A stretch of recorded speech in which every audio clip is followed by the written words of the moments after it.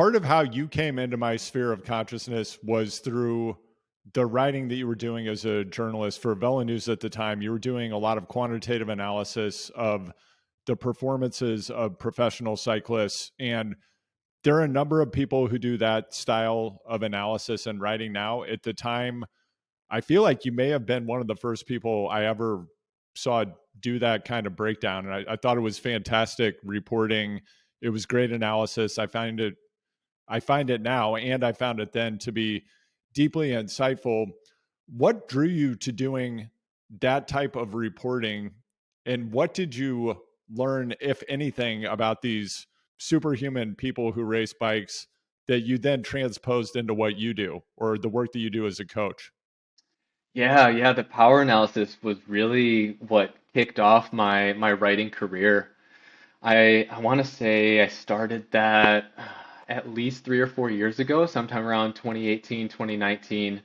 The first ever power analysis is up on my blog. It wasn't in Velonews. It was Thomas de Ghent. I want to say it was Catalunya. He won it from the breakaway, and I had this idea in my head for a while of the power analysis, and not just the power analysis. I had seen people screenshotting stuff and putting like peak 20-minute power on Twitter. But for me, the story I really wanted to tell was why are these numbers so impressive in the context of the race? And I think that's really what separates the amateurs from the pros and the good pros from the great pros is, I mean, these guys are doing 6.5 watts a kilo for 20 minutes, but if you look at the context of it, they're doing it after 3.5 hours of racing where their normalized power is over 300 watts. They're coming into the bottom of the climb at 55K an hour in a lead out train, and it's stage 16 of the Tour de France. So those kinds of stories is you don't see that in a TrainingPeaks file. You can look at the raw numbers, but there's a lot of people in the world, believe it or not, that can do 6 watts a kilo for 20 minutes, but in the context of a race with all that stress and all that fatigue, those are really the stories that I wanted to tell to put it into context. And as a writer and as a storyteller, being a cyclist myself, I really wanted to share those stories with people.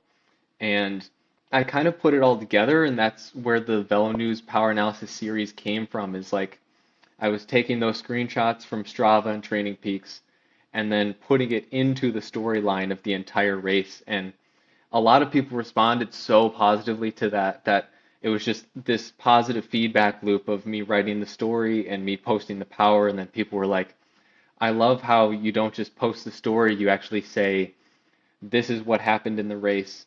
I mean, he did a huge power surge here in the first 10K of the race. That's how the breakaway formed, and I would explain that. I would explain he bridged across to the break in a minute. Here's his minute. And then after that, he did an hour rolling turns. This is exactly the power that he was rolling through the turns and the pace line in. And then you put that all into context, and people love that. People love the storytelling and explaining it in terms that at least cycling fans could understand for those races. And when as you mentioned, these performances, because they're happening in very high stress and within the context of the careers of these athletes, they're very high consequence moments. And just from a risk management point of view, a lot of things could go sideways. So there's a high level of risk for the athletes as well. When you think about descending, for example, in a grand tour where they might be hitting 60 plus miles per hour, going through a valley to then get to the climb where they then have to put out 6.5 watts per kilo. And if you're listening and don't have any context for that, it's something that an incredibly minute percentage of human beings on planet Earth have the genetic potential to achieve through years and years and years of training at the very highest level to be able to express that kind of fitness. And then to do it in that context it's pretty incredible. So that's very different from what the average normal person can do. But was there anything that you have taken away from doing all those analyses of professional athletes that apply to people you work with in your coaching practice, or that have changed how you approach racing yourself? Definitely, I would say that the way that riders and cyclists handle fatigue is probably my biggest takeaway from doing these articles is because there's a lot of people that can hit really good peak power numbers, but in a race situation, if you're doing a criterium that's an hour long, or you're doing a road race that's 2 or 3 hours long, when you get to that most important point of the race, maybe it's the final sprint that's 15 seconds long. If you've been racing for 2.5 or 3 hours, you're not going to do your best power ever after 3 hours of racing. So it's how you handle that fatigue and how you recover from those efforts over 2.5 or 3 hours. And then are you able to do 90 or 95% of your best power ever? Because what I've seen with a lot of clients, with younger clients and less experienced clients, is if they're doing an hour long criterium race and in their training, naturally, maybe genetically, they have a really good sprint, they have a really good 15-second power. They're going to do that race, and for 59 minutes, they're going to be at 90% of their max heart rate. They're going to get to those final 15 seconds of the sprint, and their legs are going to have absolutely nothing. They're going to stand up to sprint, they're going to try to shift their gear, and their power is not going to go up at all. And they're going to do less than 50% of what they're doing in training. And I think with endurance sports, with cycling, so much of your training is just training your aerobic system to handle that fatigue and training your body to be able to handle a big workload for hours and hours and hours and then still put out close to your maximum power. Because what these guys are doing in pro races at the end of the Tour de France after 2.5 weeks of racing, if you think about all that fatigue, most humans would be unable to get out of bed in the morning after 2.5 weeks of racing your bike for 4 or 5 hours a day. And these guys are going out and they're hitting 95% of the best power that they can do in training. And that's the biggest takeaway, is just handling that fatigue. And it's crazy.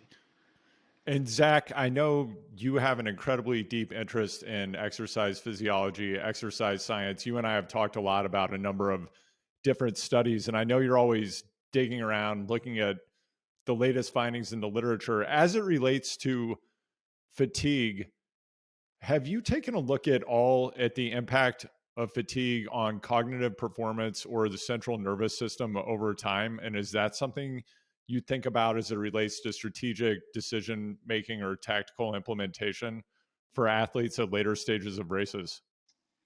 That is a great question, and that is a great idea for an article because I have not done a lot of research on that one. I am 99% sure that there is definitely a significant effect of the physical fatigue, the body fatigue, and how that affects your mind and your ability to think. Um, but yeah, I really haven't researched that one a lot, but you can see it in races, in long, hard races, especially in the cold and wet. Maybe I think one those races are so interesting, a cold, wet bike race, because a lot of times those races are physically easier. Physically, they're doing less power because everyone's going slower through the corners. They're hesitant to sprint because they don't want their wheel to slip, and they're just more careful all the time. But the amount of mental stress is so much higher because every single corner, everyone's just thinking, don't crash, don't crash, don't crash. And at the end of those stages, if you look at the power meter, those guys are maybe averaging 200 watts, which is totally doable for most amateur cyclists. And a lot of the time they get to the end of those stages, and you can just see in the interviews, those guys have bags under their eyes. They look exhausted. They're completely drained. They're like, I can't believe we made it through that stage. That was such a mental drain. And that has to have an effect, especially the stress levels, I'm sure, physically are so high. I haven't seen studies on that, but I would be really interested to look more into that. And Zach, before we jump into a topic that I am deeply curious about, which is e-racing and more specifically the mysterious world of my whoosh, I would love to go back in time, and could you just share a bit about how you got into competitive cycling and when did you know that you might have the potential to be competing at the elite level, which you're doing now? Yeah, to go all the way back, it was 2012. I had just come back from Europe on a family vacation, and we saw the Tour de France. It was an amazing experience, a really a once in a lifetime. And I had been playing soccer for pretty much my entire childhood, probably the time I was 6 or 7 years old. I was fully committed to soccer. I tried the other American ones, basketball, baseball, and some other cross country, but soccer was the one that I really loved. I watched all of the English Premier League on TV, and I was fully committed to practicing on my own, practicing with the team, and then when I was 13 years old, I had a really bad knee injury where I dislocated my kneecap and didn't need surgery at the time, but it was over 6 months of rehab, maybe 7 or 8 to come back from that. And at that age, it was absolutely devastating. It was something that totally changed my life and my mental perspective and coming back from that. As a kid, I mean, I was lucky enough to not have too much hardship before that, but then you face 6 months of rehab where the first couple of weeks your leg is locked completely straight in a brace and you can't do anything. You're just stuck on the couch and you go to school and you're on crutches and it was a lot to handle and I came back from that, played soccer for a few more months. Same thing happened again, and that time I needed surgery. So I came back from that surgery after another 6, 7 months of rehab, and my knee still wasn't good. And at this time, I was getting closer to 16 years old. I had 2 knee surgeries under my belt, and it that knee still wasn't good. And and all that time, every time I had surgery, they were recommending indoor cycling for rehab. And cycling was something that my dad did at an elite level for around 2 decades. He went to the national championships and traveled around the country racing in Colorado and did I think it was called Super Week back in the day, and now it's Tour of America's Dairyland, but it was 3 weeks straight of criteriums, and back then they were 2 hours long every single day for 3 weeks, and that was the amateur bike race. And so he had all the bikes in the basement. We had gone on rides as kids, and we watched the Tour de France in the summer, but it never really clicked with me. But when I was in rehab from all those knee surgeries, I was forced to ride the trainer, and I would just watch TV, and 20 minutes felt like an eternity. It was absolutely horrible. This is before smart trainers, before Zwift. I was just a kid in high school, just doing it for rehab, just getting it done so my knee got better. And and after seeing the Tour de France it was in Liège that year. After seeing that, I just came back from Europe and I remember telling my parents, I was like, I think I want to start riding my bike more. And then I feel like my dad, maybe in the back of his head, he doesn't show a lot of emotion, but in the back of his head, I think his eyes lit up and he was like, "Oh, that sounds interesting. I can show him everything." So my dad set me up with a road bike and he got me into some practice criteriums. He helped me organize. At that point, it wasn't training plan. It was just ride an hour every day and don't do any more, don't get burnt out. At that point, I was all in my mind, and my dad was probably trying to keep me level-headed. And I came into my first season of racing when I was 17, and my first ever race was a Cat 4-5 race, and somehow I won the field sprint. And it was like 40 miles an hour. I was on junior gears. I still don't know how I did it. I was in the saddle the whole time. It was a bike throw at the line. But that was my first ever bike race. And at that point, my dad knew, and I had a little inkling that I had some talent in cycling. He was like, that never happens. You shouldn't have been able to do that. You're not a sprinter. I don't know how you did that, but you won. And yeah, I went from a Cat 4 to a Cat 3 in just a few races. I think I got first, second, and third in my first 3 races ever. And then in my first Cat 3 race, I got second. So I think 3 months into my cycling career I was a Cat 2, and I went to Canada to race an international junior race called the Tour de l'Abitibi. And I was racing against the Canadian national team, the American national team, the French national team was there. And I got dropped and destroyed every day.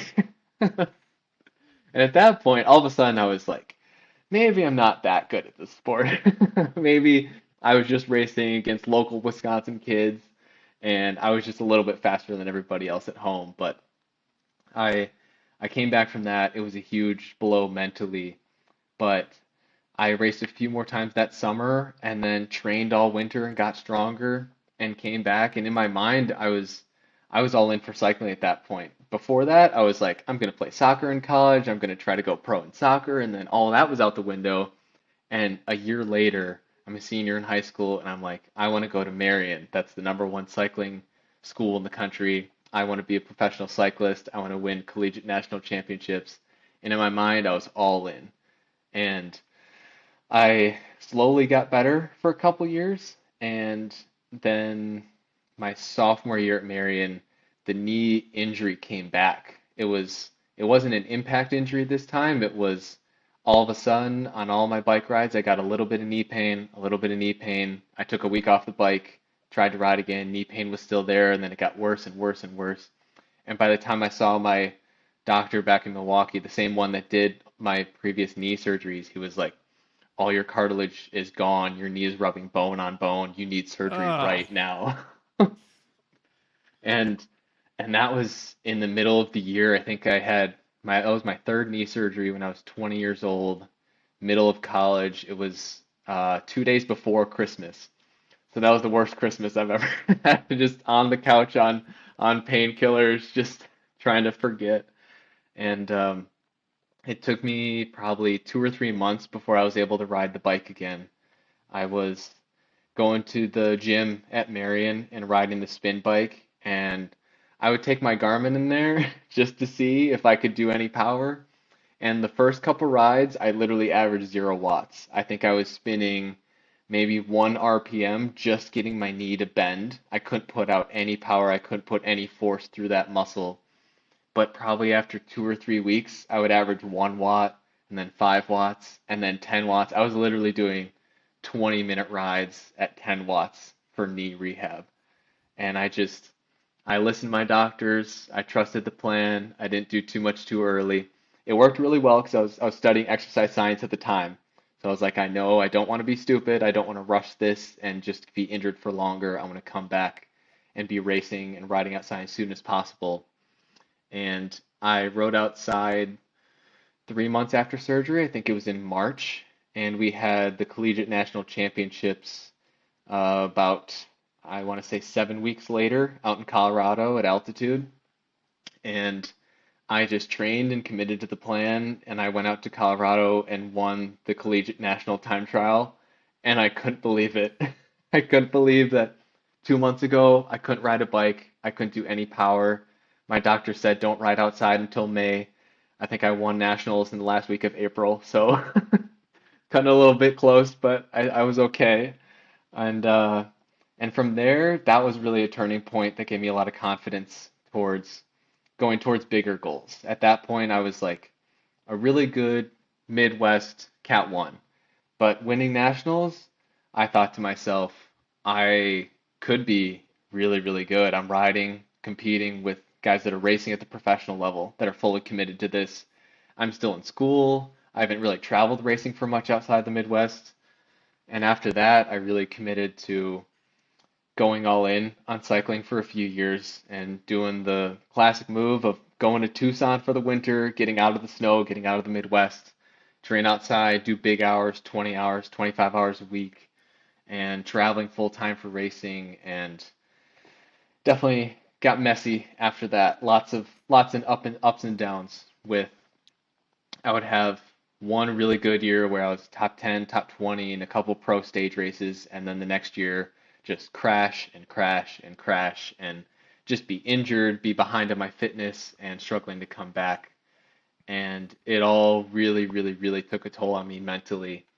And at the beginning of 2020, January 2020, I made the decision to step away from the full-time traveling cyclist lifestyle and just live at home, reset, try to find my way in the world, not just in cycling, but maybe look for a full-time job and start coaching and writing and really commit more time to that. And then it was great timing because a couple months later, all the races got canceled, so I didn't miss anything in 2020. I had already made the decision before that. Um, and then after 6 months of not racing my bike, I was crazy about getting back into it because I'm so competitive. And I got on Zwift for the first time ever in spring 2020. And I mean, it's a cliche, but I was definitely hooked from there. And to go back for a moment, so you described having this surgery when you were in college. You had no cartilage in your knee. What is the surgery you get when you have no cartilage? Yeah, so it was They just like put a donut in there, like a uh, jelly filled donut. Like, what do they do? so yeah, the reason that I had no cartilage was that it was so all of these injuries, all these surgeries are on my right knee. It was all always the same knee every time. And the first two surgeries were just to repair some ligaments that were damaged or torn when I dislocated my kneecaps. And then the third surgery, they determined that the reason there was no cartilage left was because my kneecap, instead of tracking straight, it was tracking to the outside of my knee. So every time I Okay. bent and straightened my knee, it was pulling my kneecap to the outside because something got knocked out of alignment. I had a muscle imbalance, something like that. So the surgery that they did, it's called a TTO. It's a tibial tubercle osteotomy, where they cut off the top part of the tibia where the patellar tendon attaches. And in my case, they cut off the top of the bone, they moved it up and forward, and then they screwed it in place, and they just said, we think that's going to fix it. We think that if we move it over here, now your kneecap's going to track properly. And since then, I haven't had any serious knee issues, no serious knee pain. I'm back to running, which is crazy. All of college, I was scared to run, and I would get knee pain every time I ran. But definitely seems like that surgery worked. Well, Zach, as you have experienced, medicine is an art and it's a science. So, you described a little bit of this circus of being someone going pro, being out there on the road. And I think most people don't really have an understanding of what is that lifestyle like. Maybe, if someone's a really hardcore cyclist, maybe you've read Phil Guyman's uh, Draft Animals. And if you haven't, it's an excellent book. I've also had Phil on the podcast twice. You can look for those interviews in the archives. But can you describe a little bit what your experience was like? And then I have a very specific question, which is when you're living that lifestyle, you're sleeping in so many different places. Sleep recovery are such a critical part of being a high performing person, cognitively, physically, and in particular as an elite athlete. What's your sleep game like? Are you somebody who can like crawl into a trash can and fall asleep? Did you ever, or are you just like can go from mattress to mattress? It's very specific, but it kind of intrigues me because as an amateur athlete, when I travel, I one of the many reasons I know I cannot be a professional athlete, and never was I'm not very good at that. Right? Yeah, yeah, it's a great question. I unfortunately am a horrible sleeper. I need Okay. everything to be by the book as high quality as possible. So, oh, there's so many things that I've learned and implemented over the years. So, blackout curtains, room as dark as possible, room is cold. In my personal spirit experience, 67 degrees is probably the best for me, which is way colder than most people think is best for sleep. You want it cold with heavy blankets. That's what works really well for me. I have a noise machine that I turn on every night. Just straight brown noise, nothing fancy. Room is super dark, super quiet, super cold. I have a It's not a nightlight. It's an alarm that for the last 30 minutes before your alarm, it slowly gets brighter so that your room just slowly brightens so that by the time your alarm goes off, it's pretty bright in your room, and that seems like it helps me wake up less jolted. Like my eyes have been slowly waking up for 30 minutes at that point. And then the consistent bedtime, I try as hard as I can to be good with that one. So within an hour, I would say plus or minus an hour for me, the best is probably 10 o'clock to 6 o'clock, somewhere around 8 hours of sleep every night, plus or minus an hour, depending on social life and everything. But yeah, when I was living on the road, that one was really, really tough. I slept in a lot of host houses, different beds, different bedrooms, And back when I was traveling that much, I also had an eye mask and earplugs.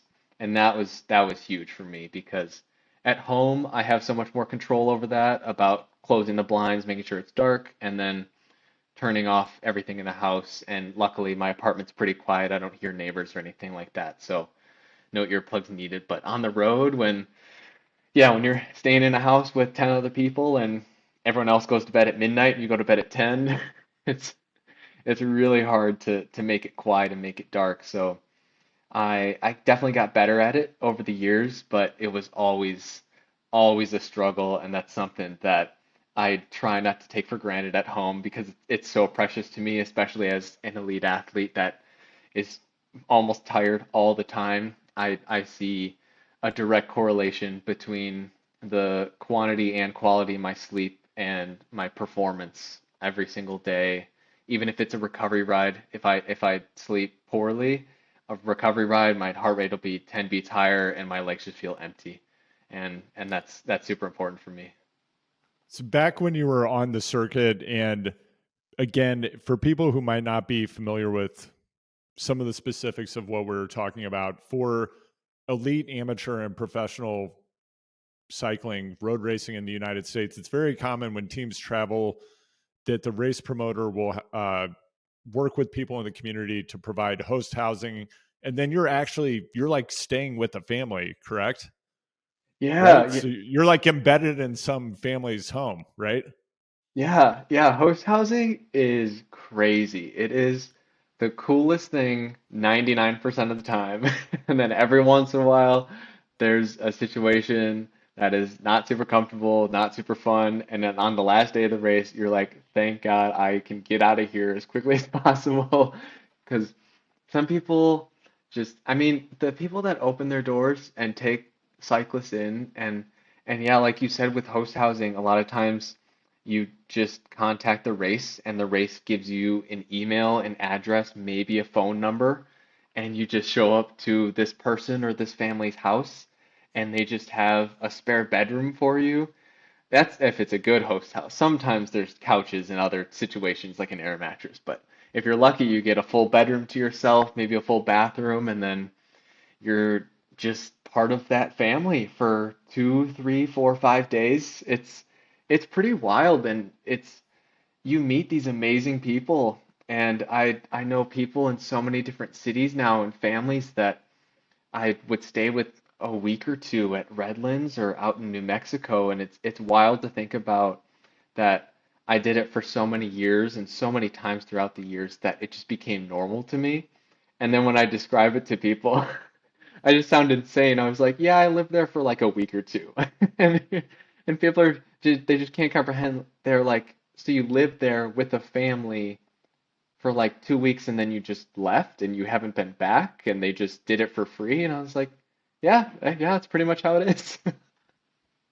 What was the toughest sleeping situation that you had? I know I'm like keep going deep on this, but I'm curious because I've heard of some strange sleeping scenarios. I mean, in one of Phil Guyman's books, he talks about rolling himself up in a carpet on the side of the road somewhere. Hopefully, you haven't had to do that, but how bad did it get? Thankfully, mine is not quite that bad. I remember in Tucson, there was one year where we were staying in a house where I think I moved in there just after Thanksgiving, maybe first week of December. And I want to say it was 3 bedrooms, 2 baths, or maybe there was only one bath. It's hard to remember. I want to say it was 3 bed, 2 bath house. And at the beginning of the year in January, we had 4 guys living there full time, which made sense and was comfortable. I was in a shared bedroom, and then there were 2 guys that had their own. And then all of a sudden in February, there were a couple local races. We had team training camp. A couple people came to visit. A couple people's girlfriends came to visit. A couple managers, directors, other racers needed a place to crash. And all of a sudden, we went from 4 guys to one night. I remember coming home, and the whole living room floor and dining room floor was just air mattresses, all just shoulder to shoulder air mattresses. And I just had to ask, how many people are sleeping here tonight? And the number was 12. It's like, So there's 12 people here, and there's two bathrooms, and there's just people sleeping on air mattresses over here, a guy on the couch over here. I was like, I was lucky that I was one of the ones that just was sharing a bedroom, and I think someone was on an air mattress in there, and it was just so hard to walk around. And then with all that, everyone's a cyclist too. So then the part that isn't air mattresses, everything else is just bikes up against the wall, bikes stacked over here, bikes in the kitchen, bikes in the bathroom. And you're just like, what are we doing over here? I have to assume that someone knocked a bike over at some point. Somebody probably bent a derailleur hanger. Things got messy. Definitely, definitely, yeah. I think I knocked over my own PT bike at some point. It's always bound to happen.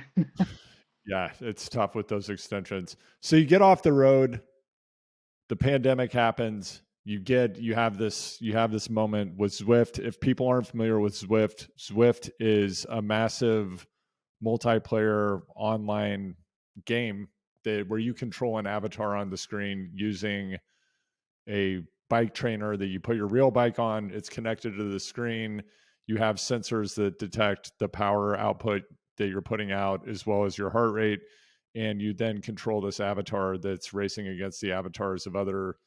We believe that they're primarily humans. There might be alien life forms or cyborgs racing on the Zwift platform based on some of the wattages that I saw on there today.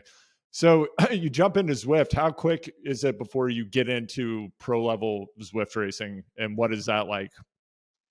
Yeah, it was a while. It was probably 6 or 7 months before I really got to that level of racing. When I first started on Zwift, I only had what they call a dumb trainer, so it wasn't virtually electronically connected to the app of Zwift, so I was getting no feedback. My trainer was basically it wasn't changing resistance. I would just change gears, and I had a power meter on my bike, which kind of estimated how fast my avatar was going in the game, but I really just started out with the bare bones setup on Zwift just to try it out, and eventually I think I got a team sponsor to send me a smart trainer to try out, and that was when I really got into the Zwift racing. And it took me a while to get decent at Zwift racing because on the road I was always known as this skinny climber, stage racer, time trial guy. So just long, sustained power. I was really good over like 3, 4, 5 hour road races. And Zwift is the opposite. Zwift is tons of 10, 20, 30-minute races, super high intensity, super short efforts, like 30 seconds, 1 minute, 2 minute all out, and then a sprint at the end. And everyone that knew me when I was living in Tucson as a 140-pound road racer was like, my biggest weakness is the sprint. I couldn't break 7 or 800 watts. And on Zwift, if you can't break 900 or 1,000 in the sprint, you have no chance. And when I first started on Zwift, I was just struggling to hang on. I didn't understand the dynamics of like following the draft and learning the game. It really took me a long time to learn that, but I think by that winter of 2020, I was really committed to the virtual racing world at that point. So I'm a very analytical person. I'm a numbers guy. So I dove into a bunch of articles and videos of the professional Zwift racers. I'm like, what numbers are they doing? What do I need to do on this climb to stay with the group? What do I need to train in a sprint to be able to keep up with these guys? And it was just, I kind of took that old road racer mentality and just applied it to 20-minute Zwift races and got as good as I could at those short and explosive efforts. And by that winter, I was racing pretty much on Zwift 4 or 5 days a week. It was definitely overdoing it, but I was enjoying it. I was loving it, so I wasn't gonna stop. And I remember I got a random Instagram DM from a guy named Brian Duffy Jr. And I was like, who is this guy? I have no idea who this is. I don't get random DMs often. And he sent me this message about he's starting this Zwift team. He saw me on my Zwift profile and he raced against me a couple times. And he said they're starting this new team of just, they only had 4 guys right now, but one of them was a former World Tour pro named Dan Turek. And I just thought, there's no way this is real. There's no way this guy that I don't know just sent me a DM. He's like, we have a world tour guy and we're starting a Zwift team, and our goal is to be the best team on Zwift. And I was like, there's no way this is real. And that team turned into Next eSport, presented by Enshored, and we're the best team on Zwift. And we won 2 seasons of the Zwift Premier League, and I worked my way up to one of the best riders on that team, and going to the eSport World Championships on Zwift and representing Next in all these races. And it all started with a random DM back in 2020.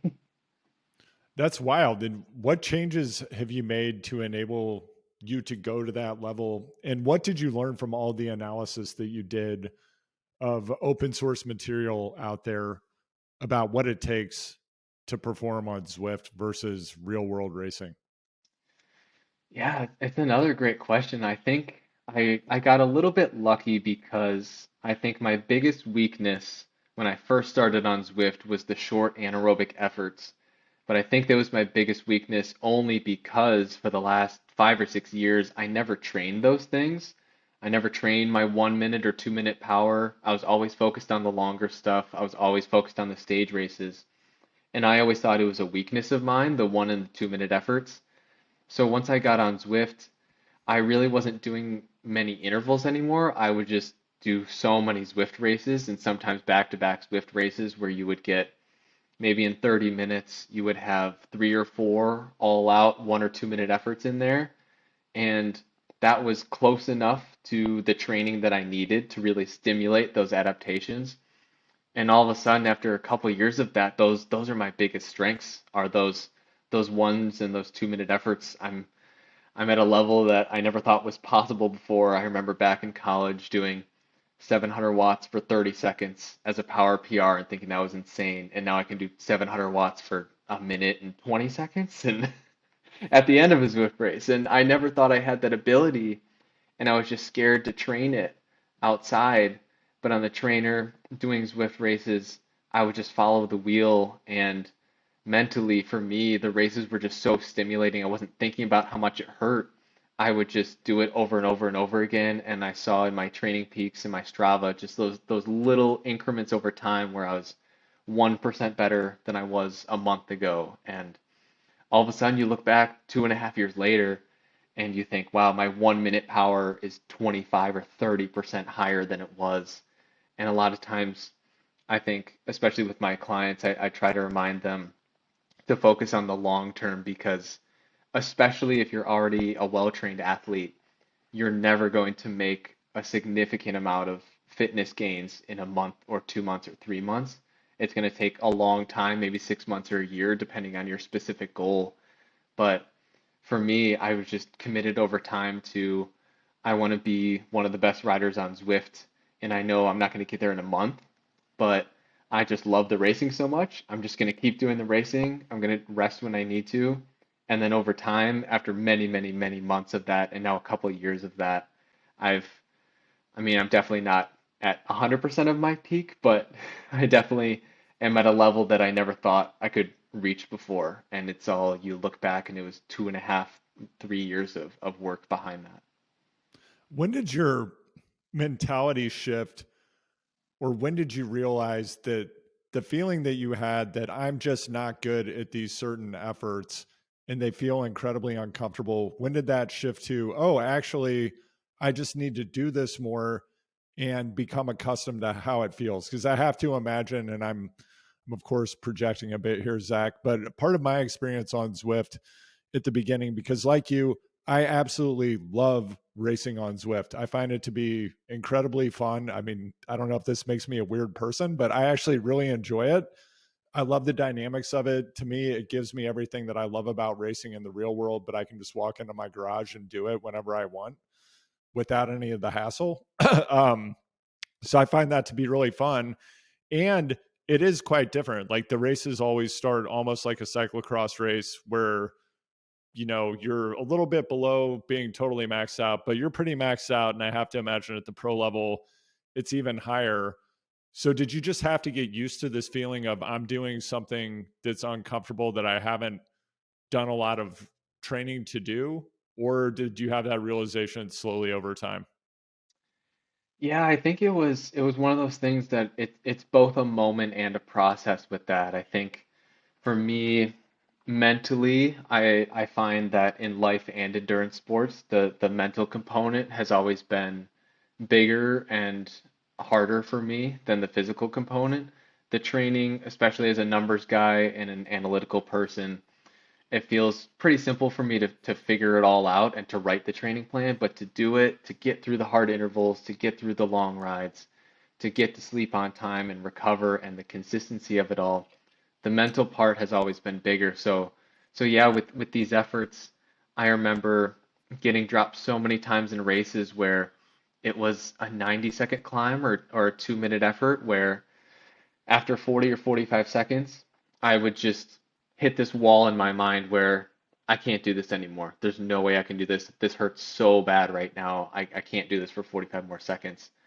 So I did have that moment of realization, but it took many, many, many months before I could consistently push past that moment because it was just repetition after repetition of, at first I just had to get past that wall of, okay, if I think that through, that process in my mind is I can't do this for 45 more seconds. But then if I thought past that, my next thought was, what if I tried? What if I went 10 more seconds? I'm not going to die. I'm not going to pass out. It's going to hurt a lot, but what if I try? And then I would try 10 seconds, and then I would try 20 seconds. And then all of a sudden, on a 90-second climb, I'm with the front pack for a minute and 20 seconds. And then that last 10 seconds in my mind, it's like, well, the finish line is right there. I can't quit now. I might as well finish that effort. And then it hurts like crazy, and you hit a new max heart rate, but you did it.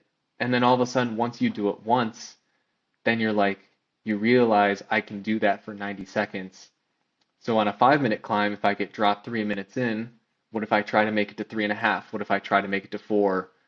And I had so many of these races, and I remember this from outdoor racing too. This happened multiple, multiple times where there's that moment in my mind where it feels like my legs hit the wall, where in my mind I think I can't sustain this, I can't hold this anymore. But then if I shift my mentality and think, what if I tried to keep going? What if I pushed past this for 10 seconds or 5 more minutes? And 99% of the time, probably 99.9% of the time, nothing catastrophic happens.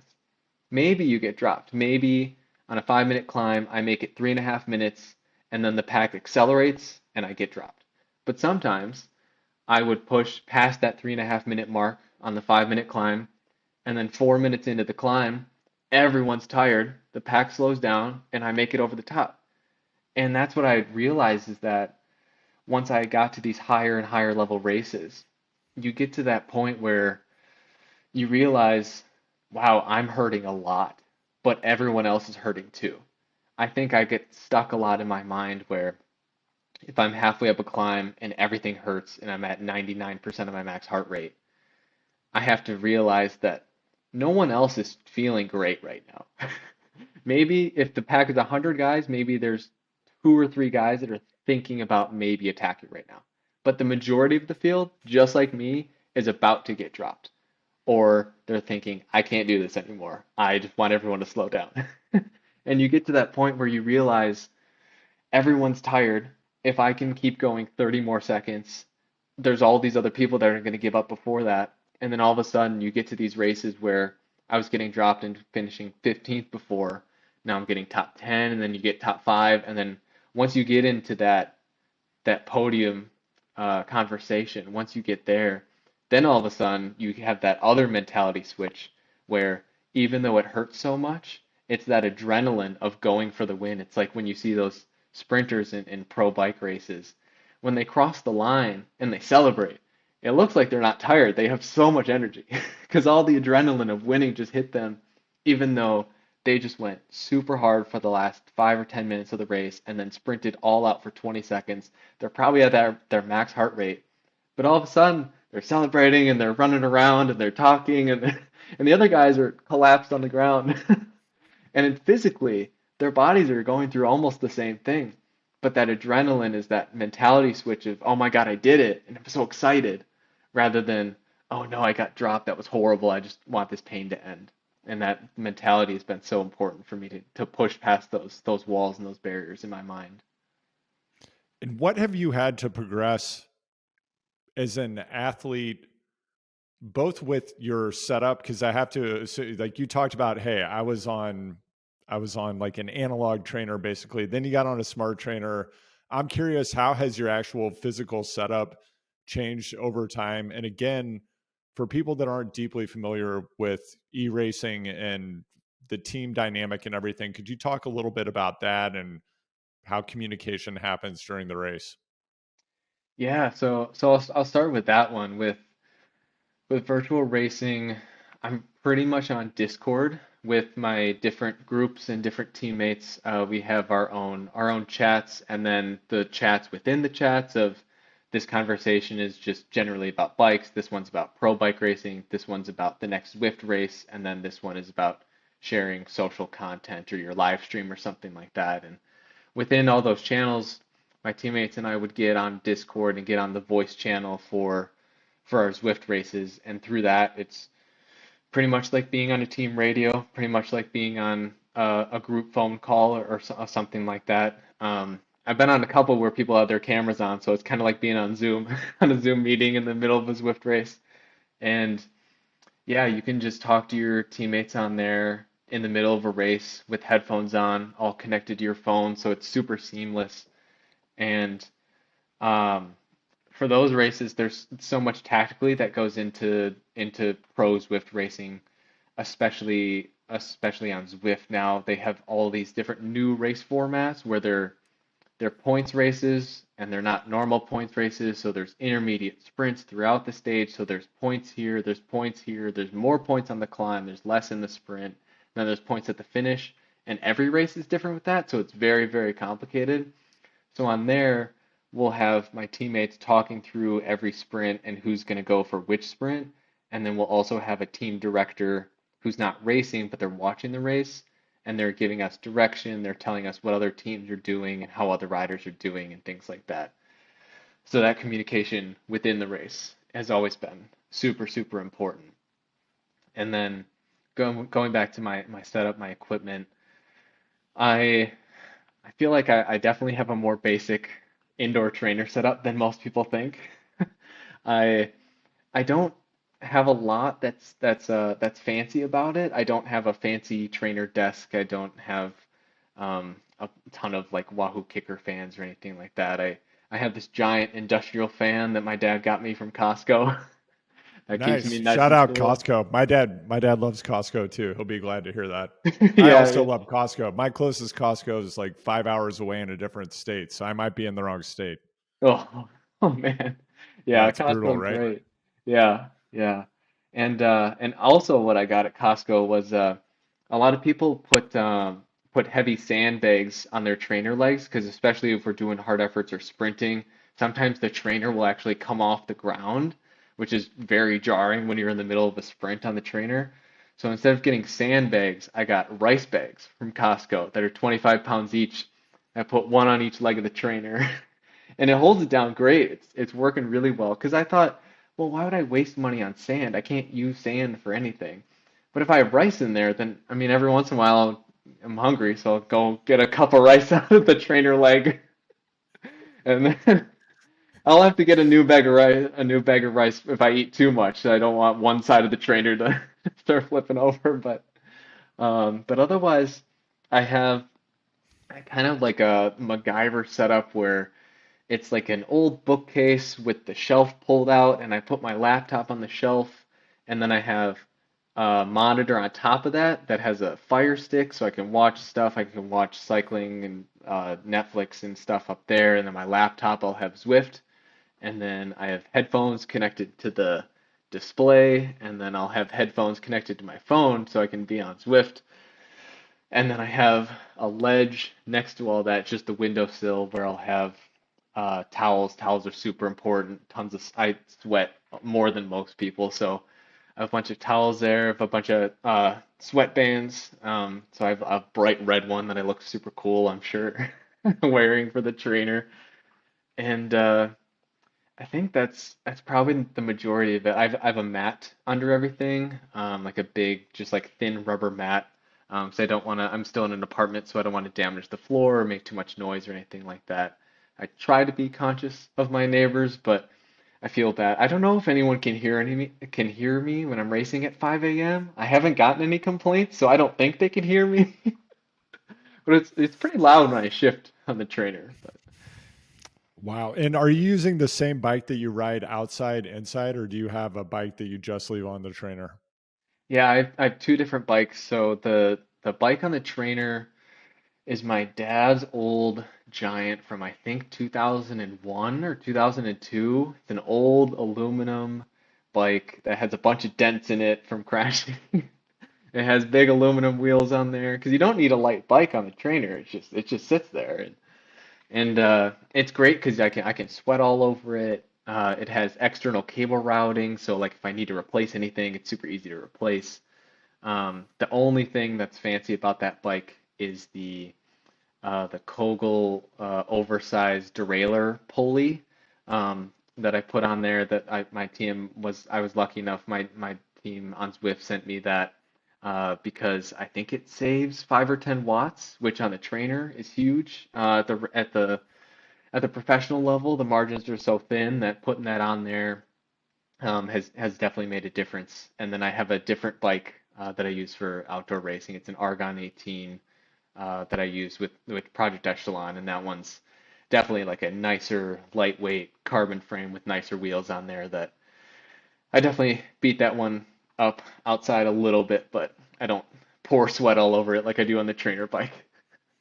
The external cables that you can easily access, that's such a fantastic idea. Because I don't know about you, but I find probably because of corrosion from sweating, I do need to change my shift cables fairly regularly. And if those heads break off inside the shifters, gosh, it's such a drag.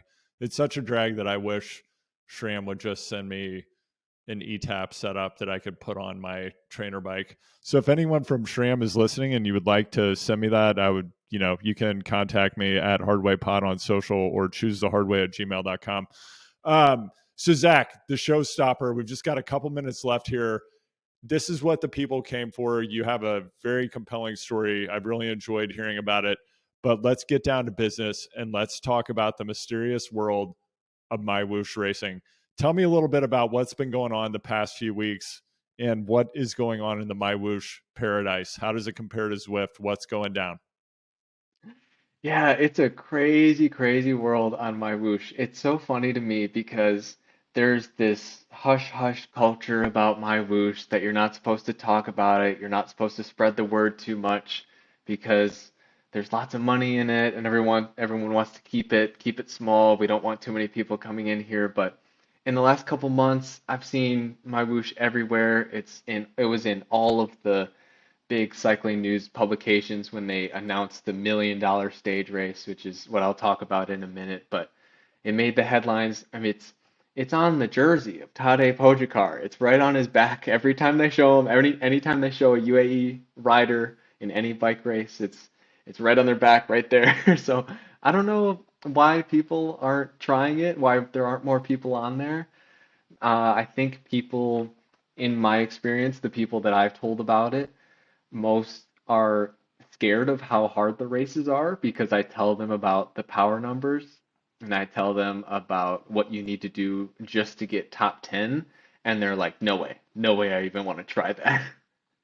And And for sorry, Zach, before we go yeah, on, because I bet there are a lot of people who are like, are they talking about Dungeons and Dragons? What is my whoosh? I would describe my Whoosh as it's an indoor cycling app just like Zwift. It's Yeah, it's very similar. It's you have free rides on worlds and group rides with other riders. You have an avatar that's connected to a smart trainer. So you it works the same way. You plug in your smart trainer, plug in your bike to the virtual cycling app, and then you can do free rides in a bunch of different worlds, bunch of different courses. You can do group rides, and then of course there's the races and there's workouts and other things like that. But it works and functions very, very much the same as Zwift. And I believe that I don't want to misspeak here, but I do believe that this is funded by the United Arab Emirates Sovereign Wealth Fund or something similar to that, right? Like it is a UAE product. I believe so. I'm pretty sure. Yeah, I haven't done the research on that, but I believe so. Yeah. Right. And so they recently had this very high profile, lucrative racing series that you were involved in. How did you get involved in it? Was it invite only? Did you get a secret invitation? And tell us a little bit about what went into the racing. When did it happen? What was the level of competition? Yeah, I think so. I've been racing on my Whoosh since March of last year. So I'd been on it a while. I knew the races, I knew the platform, I knew the guys that race on there and how it all worked with the verification because my Whoosh has their own performance verification system, which is probably the biggest thing that separates them from Zwift and other racing platforms, is it's this internal verification process where you send in all these videos and power files and that they're double checking all of your equipment and power numbers and everything to make sure that no one's cheating. And that's a big thing that scares a lot of people away. But What when what are they the what are the videos, Zach? What videos do you have to submit? Yeah, so we have to do weigh-in videos, which is totally normal for virtual bike racing. And then we had to do two other videos for the $1 million stage race. We had to do an equipment video where you show your smart trainer and your dual recording, which is like a secondary power meter on your bike. Um, so you had to do a video of basically your entire indoor training setup and your bike, and you had to show yourself connecting it all to my Whoosh and your device that it shows my Whoosh and that everything connects to. And we also needed to do a video that was it was an FTP test, which is basically a power fitness test that you do on the bike. We had to do it was all in one workout in like an hour. It was a 5 minute all out test and then a 20-minute all out test, and you had to film the entire thing. So you had to show yourself riding, you had to show the My Whoosh screen, you had to show your equipment and your trainer all at the same time for that entire test. So basically, taking as many steps as they can to make sure you're a real person, you're on a real bike, and you're doing real power numbers on My Whoosh. And the weigh-in video, how close to race time does the weigh-in have to occur? And is that a one-time thing or does that happen every time you race? Yeah, so My Whoosh has the biggest window out of any virtual bike racing that I've done. Most of the time, it's either like the morning of the race or on Zwift, it's like a 2 hour window right before the race. With Whoosh, it's the video has to be taken no earlier than 48 hours before the race and no later than 12 hours before the race. So for most people, they do it about 2 days out. Which opens up this whole other conversation of, are these people weight cutting? Are people taking drastic measures to try to be lighter and then just refeeding and refueling for these races? So that's another deeper conversation. But yeah, for Whoosh, it's a very long window of basically 2 days, 2 full days before the race that you can weigh in. Yeah. Yeah, and I mean, in all sports, weight cutting takes a very severe toll on the body, but we see this in combat sports where competitors will cut 20 to 35 pounds. That's very common. And then they refeed in the 24 hours prior to competing and seem to be able to do it at a pretty high level. I don't know what the precedent is in endurance sports, but I have to imagine that's horrible for your health. And if there's money on the line, I guarantee people are doing it. Yeah, yeah, I agree. There's guys that are definitely weighing in on my Whoosh 5 to 10 to 12 pounds lighter than they are on Zwift and that they are on Strava, and you see them in real life races, and you just think there's no way that guy weighs 140 pounds. But on Right. my Whoosh, if you can cut, there's a lot of guys that have been racing on my Whoosh for a couple of years, and I'm sure they have a protocol that works for them, and I don't know if they have a sauna that they just get into and they time it with their eating and can be 5 or 10 pounds lighter. It's definitely really tricky, and I don't recommend it at all. But it's definitely happening. Yeah. And for the racing that you've been doing, I know from our text exchanges, you're not doing this at the ideal time that you typically would be competing on a bike. So can you say a little bit about that and then tell us about what's going on in the races and how does it compare to what you've done previously? Yeah, so most of the my whoosh races are for my time, which is Central Standard Time. They are at 5 a.m., which is really, really hard. Most of the my whoosh races are on Sunday mornings for me. So they're hosted in the UAE. So I think it's around noon in the UAE. I think it's somewhere around 7 or 8 hours ahead of me. So most of the races are ideal for the guys in Europe. There are a couple guys that race from Australia and New Zealand that I think are racing close to midnight, which honestly I think I would rather do about 5 a.m. than a midnight race. But for me, I do 5 a.m. pretty much every single week. And then for the Whoosh Championship, that was 7 races in 8 days that were all at 5 a.m. So for those, I was getting up at 3:40 in the morning every single day, having a banana, chugging a coffee, and then getting warmed up so I could be awake and ready to sprint off the start line at 5 a.m. And those races are really, really tough. Most of my whoosh races are a little bit over an hour long, and they never finish on a flat road. I think the shortest climb that we finish on is 3.5 or 4 minutes. And it's like got a 18% grade in it, so it's not an easy climb. Oh, wow, that's terrible. Yeah. And the longest climb that we finish on is, I think, 32 minutes. So it's definitely not an easy race format. There's never an easy finish. And the lead-ins to the climb, a lot of the times, are not any easier than the climb itself. It's just it is survival of the fittest. You probably start with 30 or 40 guys, and halfway through the race, less than 20 are left. By the time you get to the last 5K, maybe there's 6 or 7 guys still in contention, and then the prize money goes five deep. So once sixth place gets dropped, that guy usually gives up, and then the top five race for the money at that point. So how did it work out for you? I finished in the whoosh stage race. I finished ninth overall and third place team. And on my whoosh, most of the prize money is in the team competition, which is really interesting. I think out of all of cycling, I don't know if there's another format that really values the team more than the individual, except maybe like the team pursuit on the track. Um, but but yeah, there's way more prize money in the team. So I'm lucky enough to be on a super international team called Italian Gelato. And for the whoosh stage race, we had me, a Dutch guy, a Swedish guy, an Italian guy, and a Norwegian guy.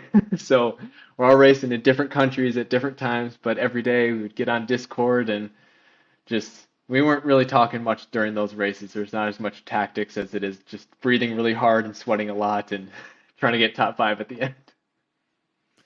When you look at riders like Jay Vine, who went from Zwift to, being a real hitter at the world tour level, do you think about doing something like that? Do you see yourself as having that kind of potential? Or where do you want to take things going forward?